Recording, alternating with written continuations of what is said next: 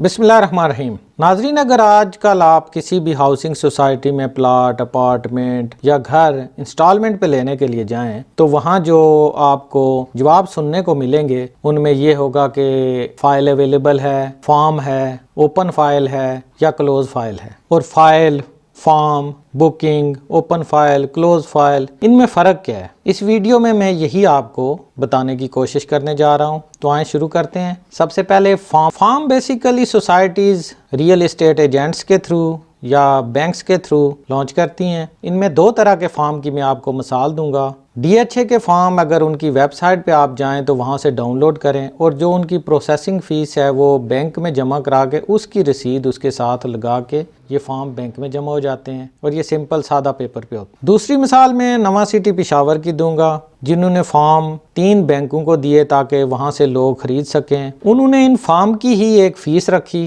जिसके बदले ये फॉर्म दिए गए। फॉर्म किसी भी किस्म के हों, उनके साथ जो भी प्रोसेसिंग फ़ीस हो या फॉर्म की अपनी फ़ीस रखी जाए वो सिर्फ फॉर्म की ही कीमत है। इसके अलावा आप जो भी प्लाट, घर, अपार्टमेंट सेलेक्ट करेंगे और उसकी कोई डाउन पेमेंट होगी वो आपको अलग देनी होगी। अब आते हैं ओपन फाइल की तरफ। ये जिस तरह एक किंगडम वैली की ओपन फाइल है, ये भी बेसिकली बिल्कुल फॉर्म की तरह देखने में नजर आएगी, लेकिन इसके ऊपर एक आप स्टैंप देख रहे होंगे पेड। जिस साइज का ये प्लॉट है उसकी जो डाउन पेमेंट है वो अदाशुदा है और उसी की पेड की ये स्टैंप लगी हुई है। सादा अल्फाज में फॉर्म में जो हम कीमत दे के वो खरीदते हैं वो सिर्फ फॉर्म की कीमत होती है और ओपन फाइल में जो हम पैसे देते हैं, जो पेमेंट होती है, वो प्लॉट या अपार्टमेंट की जो भी डाउन पेमेंट होती है वो अदाशुदा होती है। फॉर्म या ओपन फाइल, इन दोनों में एक चीज़ कॉमन है, ये कहीं गिर जाएं और अगर आपने इनमें कोई नाम, एड्रेस वगैरह नहीं लिखा हुआ तो बिल्कुल ये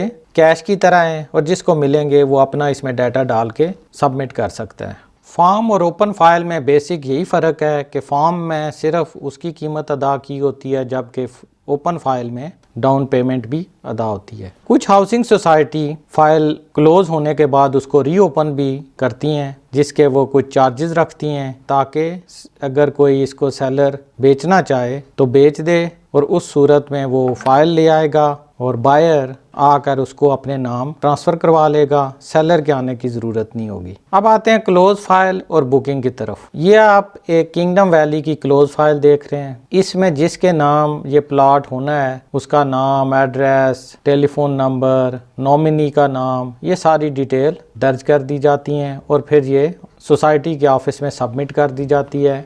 सोसाइटी इसको अपने रिकॉर्ड में भी और फाइल के ऊपर भी उस शख्स के नाम इसको ट्रांसफ़र करके उसको वापस दे देगी, तो ये क्लोज फाइल कहलाती है। बुकिंग में जो बंदा कोई प्लॉट, अपार्टमेंट या विला लेना चाहता है वो डाउन पेमेंट सोसाइटी के अकाउंट में जमा कराता है और सोसाइटी उसके अगेंस्ट एक लेटर उसे जारी कर देती है जिससे उस अपार्टमेंट, प्लॉट की बुकिंग हो गई है। ये भी एक तरह से क्लोज फाइल ही होती है क्योंकि इसमें भी डाउन पेमेंट उसकी जमा हुई होती है। और मुख्तसरन इन सब में फ़र्क ये है कि फॉर्म में कोई डाउन पेमेंट या किसी किस्म के प्लॉट या विला या अपार्टमेंट के पैसे नहीं जमा होते बल्कि वो फॉर्म की कीमत होती है। ओपन फाइल में डाउन पेमेंट जमा होती है। क्लोज फाइल में भी डाउन और कुछ इंस्टॉलमेंट भी हो सकती हैं या तमाम इंस्टॉलमेंट भी हो सकती हैं। जब तक सोसाइटी उसको प्लॉट नंबर, स्ट्रीट नंबर वगैरह अलॉट नहीं करती उस वक्त तक वो फाइल ही रहेगी। वीडियो पसंद आए तो